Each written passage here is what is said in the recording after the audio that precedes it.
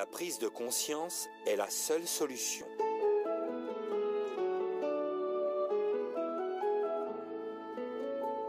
On est probablement tous d'accord pour dire qu'une personne intelligente et consciente ne se ferait jamais mal volontairement. Cet énoncé est très important. Personne n'a envie de souffrir. Pourtant, on s'inflige tous des souffrances quand on cède à une crise de colère ou d'angoisse.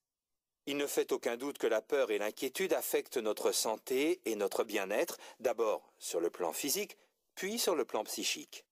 Vous vous croyez peut-être conscient, mais en fait, vous êtes probablement inconscient.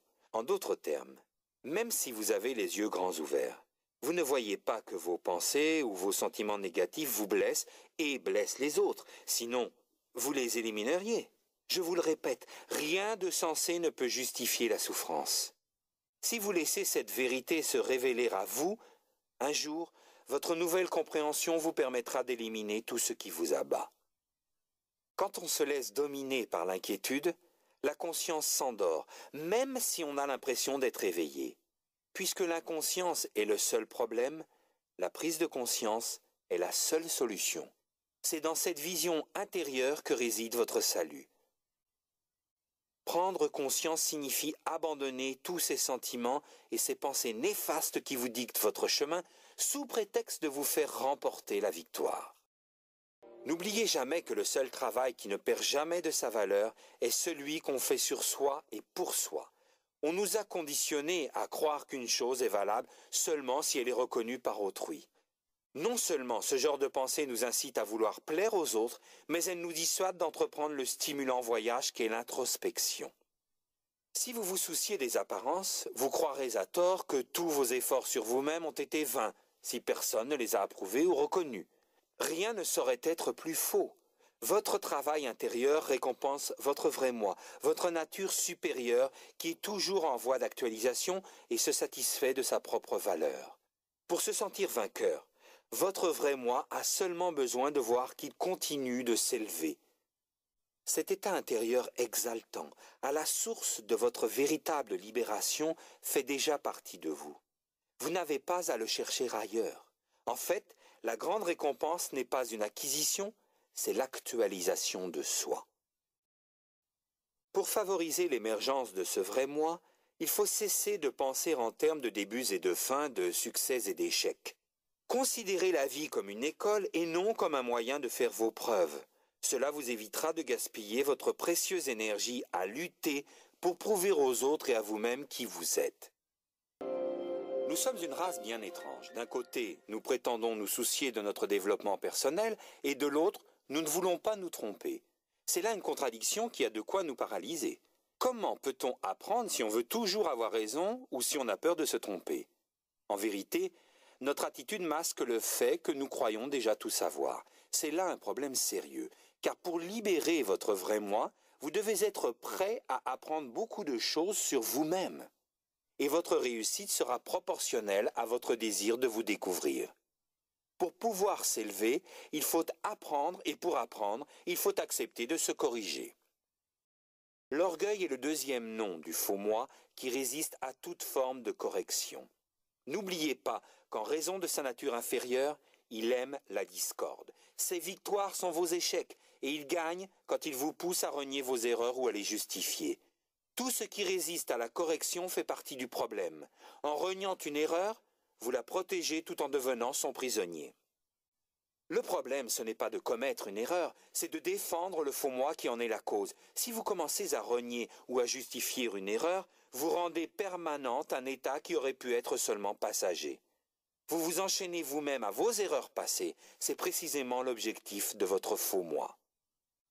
De plus, il vous fait prendre vos chaînes pour des bouées de sauvetage auxquelles vous vous agrippez au plus fort de la tempête. La culpabilité et l'anxiété font partie de ces chaînes intérieures. Le faux moi sait comment durer encore un peu en vous empêchant de voir que vos difficultés personnelles sont causées par un manque de compréhension. Si vous prenez conscience des erreurs de votre faux moi, vous pourrez vraiment les corriger. N'oubliez pas que pour résoudre un problème, il faut le voir clairement. Voici quelques conseils pour trouver de vraies solutions. Pour aller plus haut, vous devez découvrir ce qui est faux en vous. Si vous constatez que vous vous êtes trompé, Ne vous agrippez pas à votre erreur, abandonnez-la immédiatement. En refusant de vous identifier à une erreur passagère et douloureuse, vous abandonnez votre faux moi. Vous savez maintenant que vos souffrances et vos angoisses ne sont pas causées par les gens ou les événements. Elles sont attribuables à vos réactions face à eux. Pourtant, si vous analysez votre façon de vous interroger vis-à-vis d'une défaite, vous constatez que vous cherchez encore désespérément des réponses uniquement destinées à corriger les circonstances extérieures que vous continuez de blâmer. Vous avez pris une mauvaise direction. Pour réussir à transformer votre monde intérieur et le monde extérieur, il est absolument primordial que vous compreniez que ce type de questionnement fait de vous une victime en vous persuadant que vous avez été puni par quelque chose d'extérieur à vous. Rien ni personne ne vous punit en dehors de votre faux moi qui vous fait prendre vos réactions pour des attaques extérieures. Voici 10 façons de formuler vos questions pour découvrir votre vrai moi. Au lieu de dire « Pourquoi ce genre de choses m'arrive-t-il toujours ?» demandez-vous « Qu'est-ce qu'il y a en moi qui attire ce genre de situation ?» Au lieu de dire « Pourquoi les choses sont comme ceci ou comme ça ?» demandez-vous « Pourquoi les circonstances déterminent-elles la nature de mes émotions ?» Au lieu de dire « Comment vais-je me protéger par rapport à des situations difficiles ?» demandez-vous « Qu'est-ce que je cherche tant à protéger en moi ?» Au lieu de dire « Comment voir clair à travers la confusion de mon esprit ?» demandez-vous « Comment chasser la confusion pour y voir clair ?» Au lieu de dire « Qu'est-ce que je vais faire demain ou dans une seconde ?» demandez-vous « Comment pourrais-je faire quelque chose d'intelligent si je suis rongé par la peur ou l'angoisse ?» Au lieu de dire « Pourquoi telle personne agit toujours ainsi avec moi ?» demandez-vous « Qu'est-ce qui en moi accepte d'être blessé par son comportement ?» Au lieu de dire « Pourquoi moi ?» demandez-vous « Quel est ce moi qui se sent toujours ainsi ?» Au lieu de dire « Ai-je fait le bon choix ?» demandez-vous « Comment la peur pourrait-elle me faire prendre une bonne décision ?» Au lieu de dire « Pourquoi telle personne ne se rend pas compte à quel point elle se trompe ?» demandez-vous « Mes sentiments actuels à son égard sont-ils bons pour moi ou pour elle ?» Au lieu de dire « Comment obtenir l'approbation des autres ?»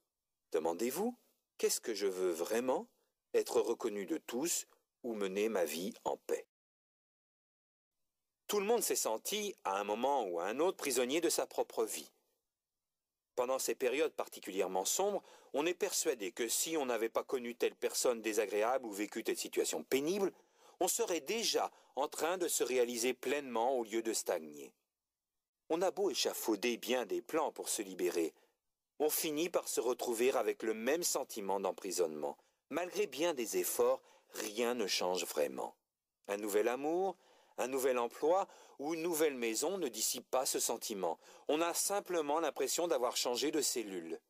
Vous ne devez pas renier ou craindre une telle impression parce que même si elle vous dérange pour le moment, elle vous révèle un point crucial. Ce n'est jamais une personne ou une situation qui vous empêche de vous faire une place au soleil. En dépit des apparences, votre prison n'est pas l'endroit où vous êtes, c'est ce que vous êtes. L'obstacle qui vous rend malheureux ne se trouve pas à l'extérieur de vous, il est en vous, c'est votre moi actuel. Comment vous détacher de votre moi actuel? C'est votre moi actuel qui détermine votre situation parce que vous vivez en fonction de qui vous êtes et non en fonction de l'endroit où vous vous trouvez. Plus vous améliorez votre moi, et plus votre vie devient facile, car ne n'oubliez pas, le bonheur ne vient pas à vous, il vient de vous. En vous détachant de tout ce que vous prenez pour des obstacles, vous libérez votre vrai moi qui est uniquement prisonnier de votre manque de compréhension. C'est pourquoi, en vous dissociant de votre moi actuel, vous faites un premier pas vers une meilleure compréhension. Les obstacles commencent à disparaître progressivement parce que vous vous arrêtez de les créer. Plus vous pratiquez cette sorte de lâcher-prise, plus vous vivez librement et plus vous vous élevez. Plus le doute à surmonter est grand, meilleure est l'occasion de vous dépasser, parce que le doute et la peur sont les bannières qui vous limitent. Le seul danger, c'est de vous limiter vous-même en croyant que la vie se résume à une série de défaites ou de victoires. Quand vous commencez à attacher plus d'importance à la découverte de soi qu'à la victoire, tout ce qui se passe dans votre vie vous offre l'occasion de gagner autrement. Chaque fois que vous vous dépassez, vous acquérez un peu plus de liberté, la liberté d'accéder à ce monde inconnu où, avec du temps et de la persévérance, vous finirez par éliminer la peur car vous vous serez détaché de votre moi actuel. Rien ne rend un problème plus présent que de lutter pour l'oublier. Au lieu d'écouter votre faiblesse qui vous incite à ignorer vos souffrances, faites appel à la force qui résulte de votre prise de conscience. Les comportements mécaniques et inconscients ne font pas le poids devant la prise de conscience dont la puissance provient de la lumière intérieure. La lumière dissipe toujours l'obscurité. En étant conscient de vos souffrances, vous finirez par découvrir qu'elles viennent de l'idée que vous vous faites de vous et de la façon dont la vie devrait vous traiter. Elles sont attribuables à cette partie de vous qui pense savoir qui vous êtes alors que manifestement elle l'ignore. Ce faux moi qui croit que vivre, c'est souffrir. Vous devez donc apprendre à mieux vous connaître parce qu'au bout du compte, c'est ce que vous savez de vous, de votre vrai moi qui détermine la qualité de votre vie. Désire ce que veut la vie. Dans ces quelques mots réside le secret du pouvoir absolu qui vous permettra de sortir toujours vainqueur de n'importe quelle situation. Pourquoi? Parce que si vous désirez ce que veut la vie, vos désirs s'accordent à la vie même. Comprenez bien que ce sont vos réactions face à ce que la vie vous offre qui font naître votre ressentiment. Si vous êtes malheureux, c'est parce que la vie ne vous apporte pas ce que vous croyez indispensable à votre bonheur. En fait, la vie ne vous refuse pas le bonheur. C'est votre conception de la vie qui vous empêche de l'atteindre. Abandonnez ces idées fausses qui ne sont qu'une source de conflit. Contrairement à ce que voudrait vous faire croire votre faux moi, vous n'en avez pas besoin pour vivre. En les abandonnant, tout ce que vous perdrez, c'est votre souffrance. Vous avez le choix entre vouloir imposer vos désirs à la vie ou désirer les mêmes choses qu'elle. Voyez ce qui se passe dans un cas, puis dans l'autre, et vous comprendrez quel est le meilleur choix. Voici ce qui se passe quand vous voulez imposer vos désirs à la vie. Vous êtes souvent nerveux ou angoissé parce que vous n'êtes pas sûr que la vie répondra à vos attentes. Pour obtenir ce que vous désirez, vous êtes prêt à sacrifier n'importe quoi, y compris votre intégrité. Vous êtes généralement en train de manigancer un plan pour remporter votre prochaine victoire. Vous êtes soit en guerre, soit en train de vous remettre de la bataille précédente. Vous êtes incapable de vous reposer quand vous en avez besoin. Vous vous mettez facilement en colère quand quelqu'un ou quelque chose se met en travers de votre route. Vous êtes constamment poussé à en vouloir plus. Vous vous opposez à ceux qui veulent la même chose que vous. Vous êtes persuadé que votre être se mesure à votre avoir. Vous essayez toujours de vous convaincre que vous avez obtenu ce que vous désiriez.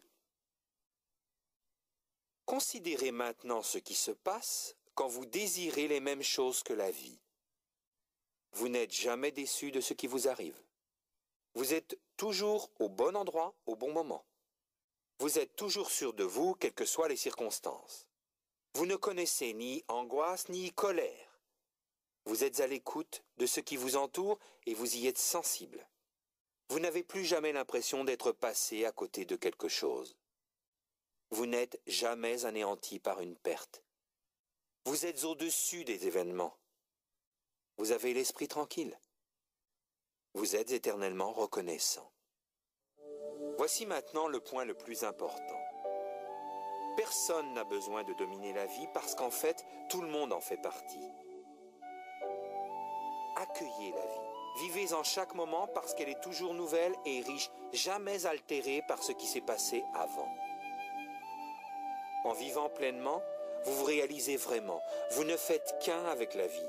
Désirez ce que veut la vie.